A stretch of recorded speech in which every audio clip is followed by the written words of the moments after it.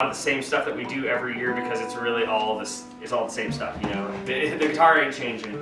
We're growing, but we still want to focus on the fundamentals and different stuff that we've been focusing on. And we're gonna get into a little bit more detail for us, but we'll see where we're at. Angels from Montgomery is a great song to look at because it's fun. It's pretty easy.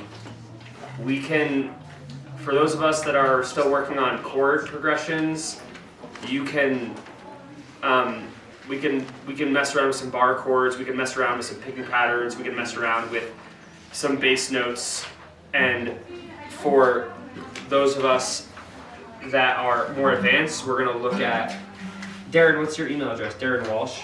Yeah. Yeah. Did you get that email that had the documents and stuff like that? Okay. I did. Yeah, sorry, we didn't have a printer available and stuff like that, but No, that's all right. if you want to like look on with someone and then tonight, this afternoon, we could print some more off and stuff. Yeah, print them at lunch. Yeah, I can let you know which documents we're going to use later and stuff too. Okay, so the reason the Angels from Montgomery is cool is like it's like a little bit crooked at the end where it changes, the chord changes on the 4 beat at the end of the cycle kind of.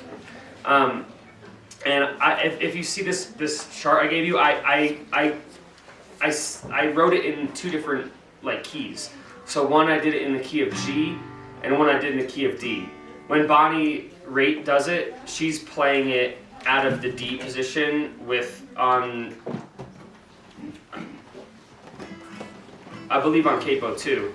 She's playing in the key of E, but she's playing it with a capo on 2 in the D position. I play it in capo 2 in the G position. So we're gonna focus on that just for a second, and then I think the goal would be for beginner students to be able to play it in both keys and sort of like realize like why it's working in both keys. Like that'd be a pretty cool thing for your head to understand. Be able to kind of nail that like transition, or be able to nail the change of the chords on the 4 beat. And then for advanced students, we're going to look at the major pentatonic, how to improvise over it a little bit, and then I gave a pretty fun little cross-picking exercise that can be used over this song, but obviously can be used on like every song. But and that's also going to segue into how to sort of visualize chord shapes, voicings only on the high 3 strings, so that you can do like, you can find these, you could basically find the fragments of chords, and then that's kind of how I solo, is I'm basically finding little chord fragments. So let's just start off, and like everyone will start off being able to play the song. Then I'm gonna give a little bit of like a little bit of a test for the beginner students to kind of push themselves. You guys are gonna go off in the other room or over here, kind of focus on that, and then for advanced students, we'll start moving on to like the pentatonic scales while you guys are working on just kind of getting some of these strumming patterns down. So I'm just gonna show you kind of like a funky way that I like to play Angels from Montgomery. It's kind of played more straight, like in the like G.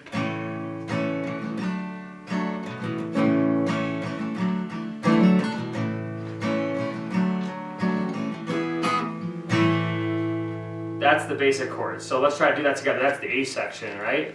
So let's play it together. 1.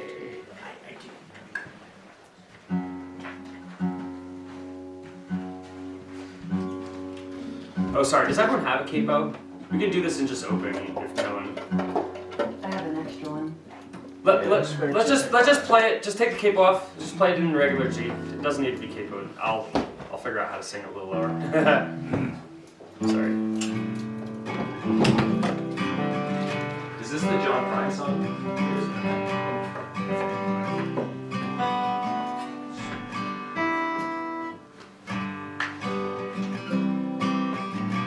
So with the little embellishments, there's like a little bit of space. Just start strumming with me.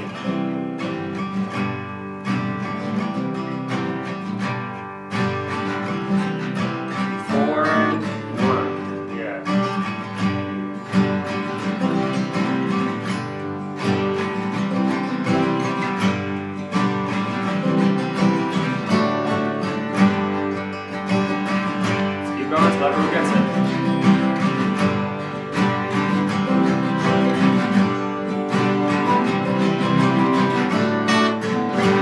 Okay, Casey, make sure you get to that D chord in time, okay? One more time. 2, 3, 4.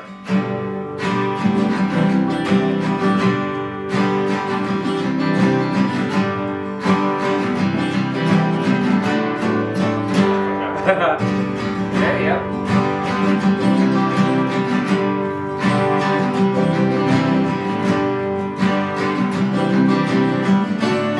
Nice and easy. Okay. Was I'm an old woman named after my mother. My old man is another child that's grown old. If dreams were lightning, thunder was desire.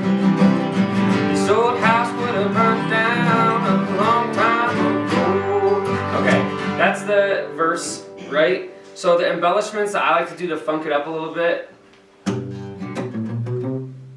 So I do a walk-in, chromatic walk-in approach to the C pretty much every time. So I play G.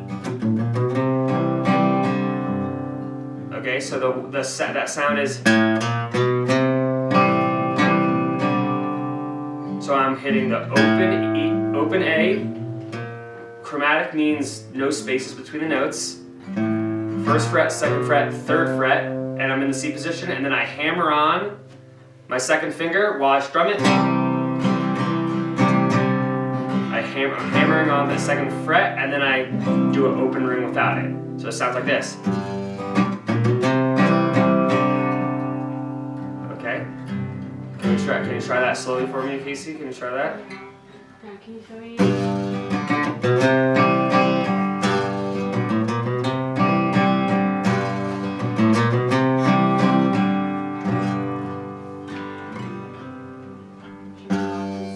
So the bass note is G. Do that. Can I go over that really fast? Because I don't have my glasses on. Sure, you can sit here the whole time. You can move your guitar stand.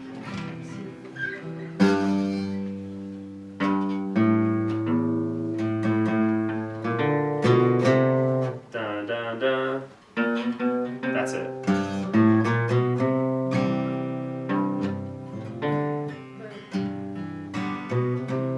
You know, actually, I want to do it one.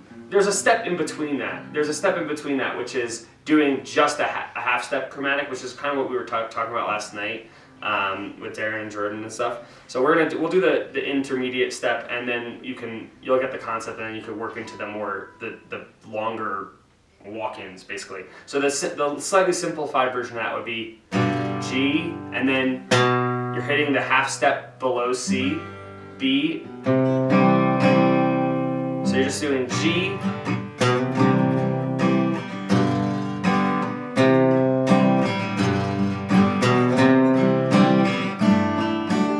so we're just doing G,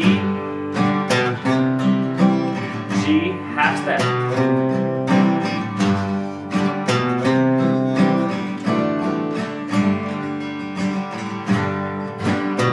So it's on the and of 4. 1 and 1, 3, 4, 1, 2, 3, and 1, 2, 3, 4.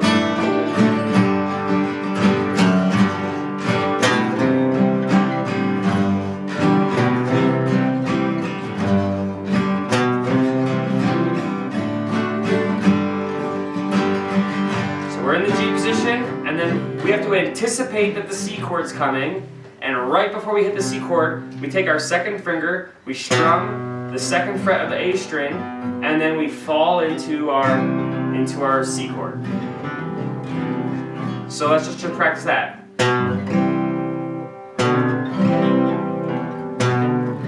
Yes, Casey.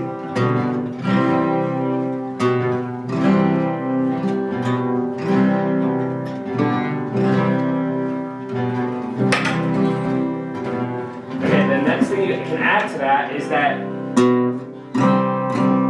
so when you're strumming it, you hammer on. You're hammering on your second finger onto that next note. Yeah, like that. So just you can practice that for a second.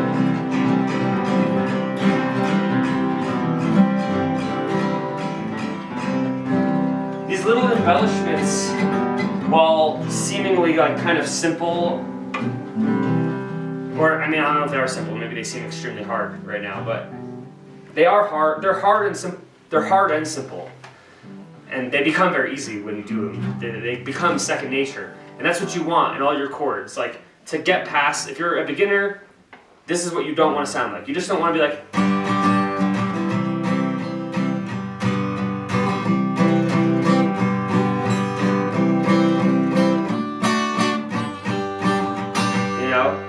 You have to start adding stuff to the chords that are gonna give it like motion.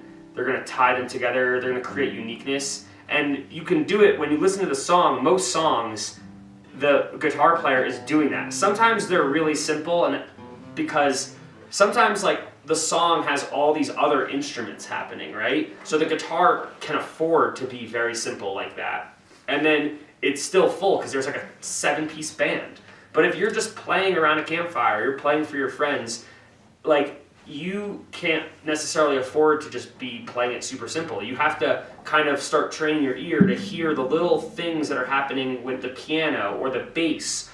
Typically the bass for me, I'm thinking a lot about the bass movements, but the piano or the violin or whatever else is happening, or maybe it is the guitar player is doing intricate stuff, and you look up your ultimate guitar tab and you just see the chord progression and you just play the chords the way they are. And that's not enough, and that's why you're here. It's not enough for you either, and you want to start pushing through that, and the only way to do that is you start messing around with all these little embellishments, and then your ear will start hearing them in the songs. It's like your ear picks up on the things in the songs when you're working on different things. If you're only like focusing on that really basic strumming pattern and you're trying to hear stuff, it's going to be harder to pick it up. But when you just start saying, oh, I'm going to start messing around with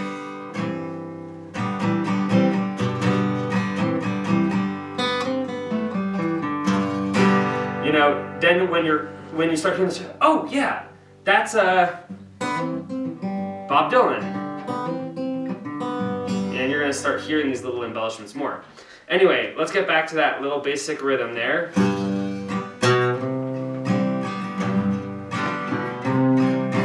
Yes, Darren? One question. So when you're adding that little hammer on in there, and say you've got a strum pattern, it's got a good rhythm. How do you incorporate that? Sometimes I'll notice like I change up the strum pattern to get those little extra notes in there. It depends, like if you're keeping like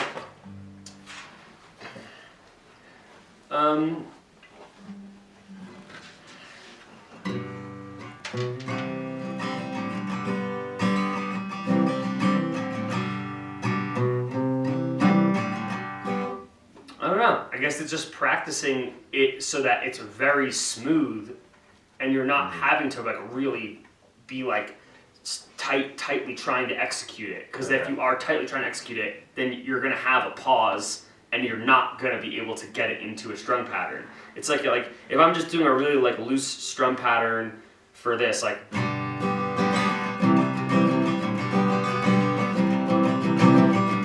can add it like here.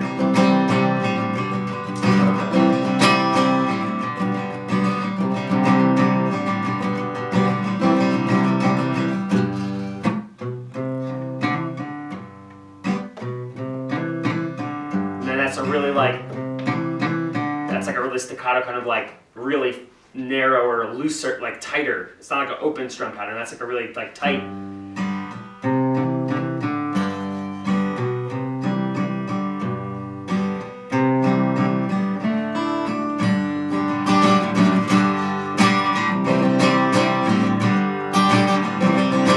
There's no right way, right? Both are good.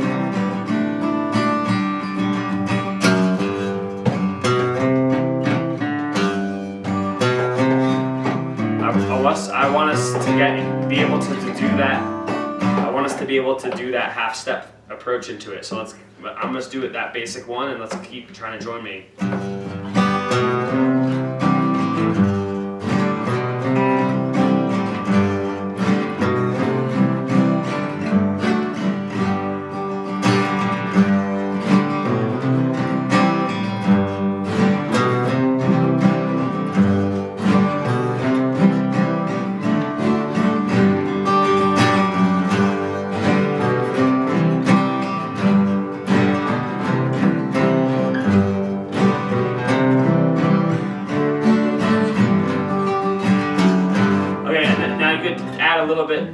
at the top of every phrase, at the top of those 8 bars, when you're getting back to that, you can hit the G, and that could be the indicator that these strings are dead.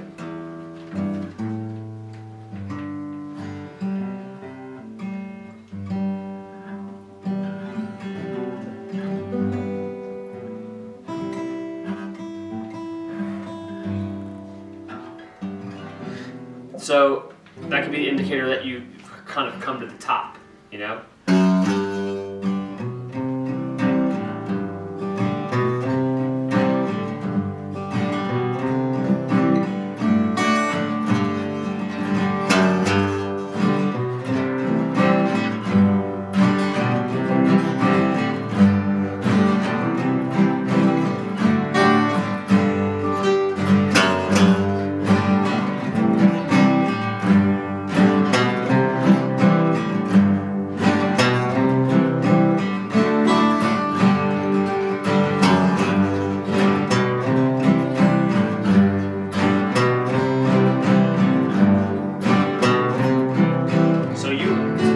Visualize your C shape, play your C shape. The only way you're going to walk into that C shape, you're going from here, you're going from your G, whichever G you're holding. I mean, honestly, the easiest way to make this transition is probably to do your G shape in with this version. So, yeah. Because then when you want to go to your C, you're literally already on that note with that finger.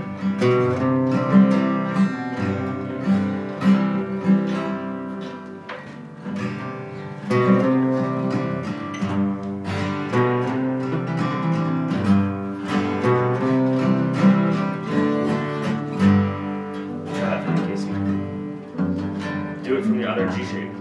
Yeah. Yep, that's G. That finger's not on G. So that's G. Exactly. Yeah, there you go, Nice, Casey. Okay, so basically the concept for our beginner students right now is like that half-step approach that you're doing in C, you can do it at any point,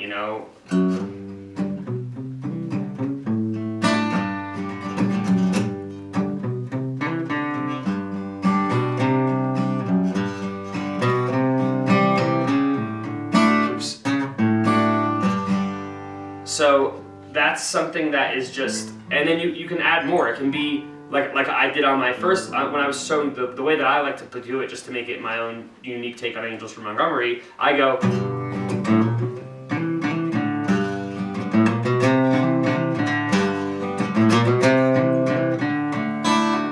I'm just adding like even more chromatic notes into that bass line, okay? So it's all pretty much basic stuff. And then when I got back to the top,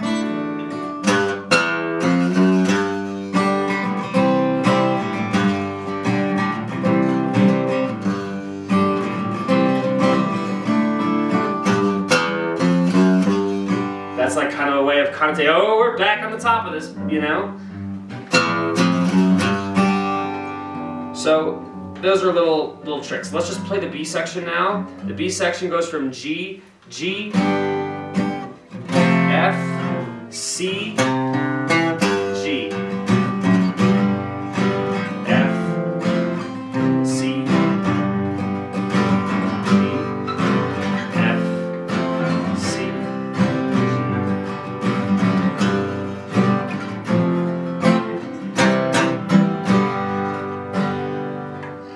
Yep. God damn it, I'm a moron.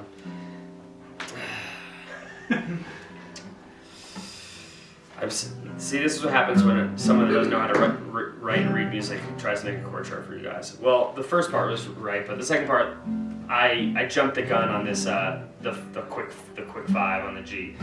It plays it longer, so it's just going back. It's just cycling that G. Make me an angel that flies from Montgomery. Make me a poster of an old rodeo. Just give me one thing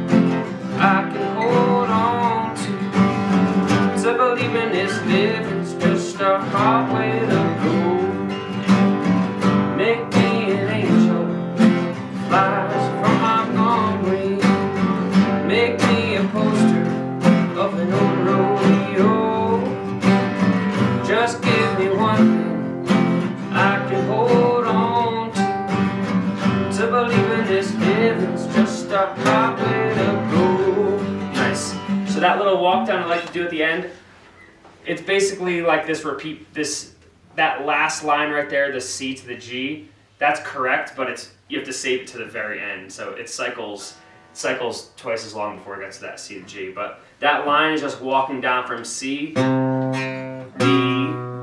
open, G.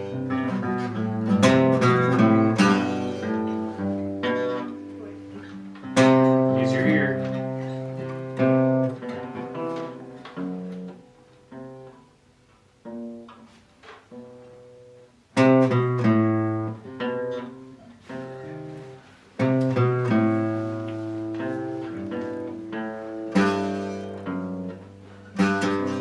Key of G, so it's going to be going back to G, right?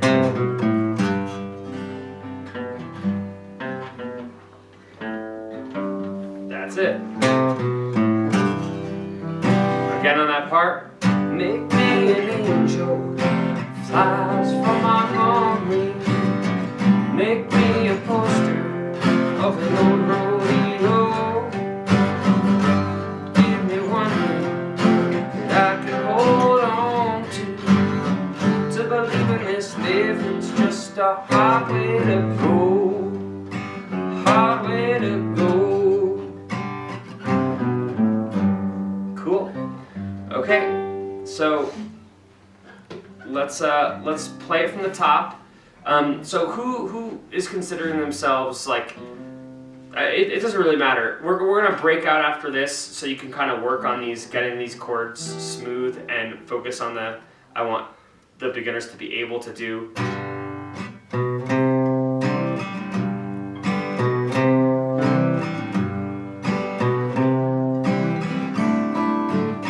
Does anyone sing this song that is do you sing this one, Casey? This would be a good one for you. You should learn it.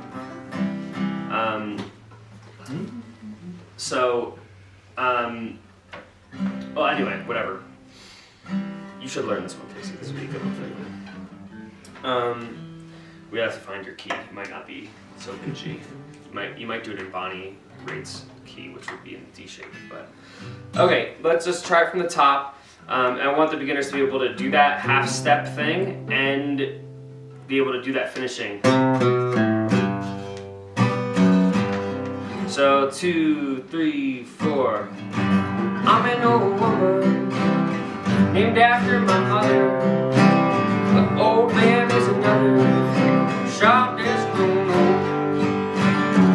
If dreams were lightning, thunder was desire, this old house would have burned down a long time ago. Make me an angel, flies from Montgomery. Make me a poster of an old rodeo. Just give me one day that I can hold on to believe in this living's just a hard way to go. Okay, that's something to work on, that's something to work on for that. We're gonna talk a little bit about, does anyone have any questions on that so far?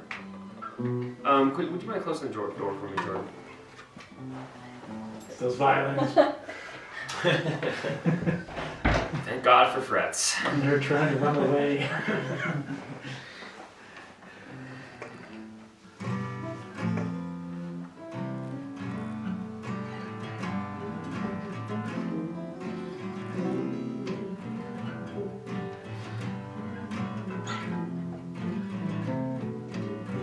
Okay,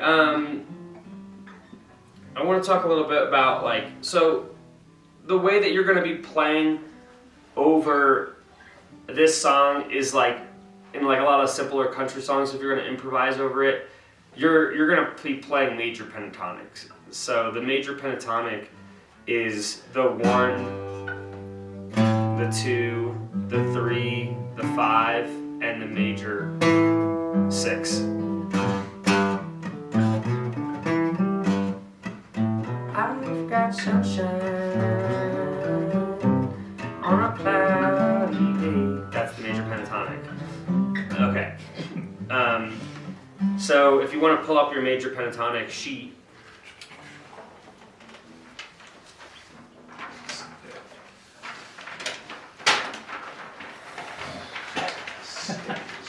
How's that? I'm gonna find it once. Alright. Is it the G major pentatonic? Starting on yeah, it says open G major pentatonic. So does everyone know how to read tablature? Yes. Does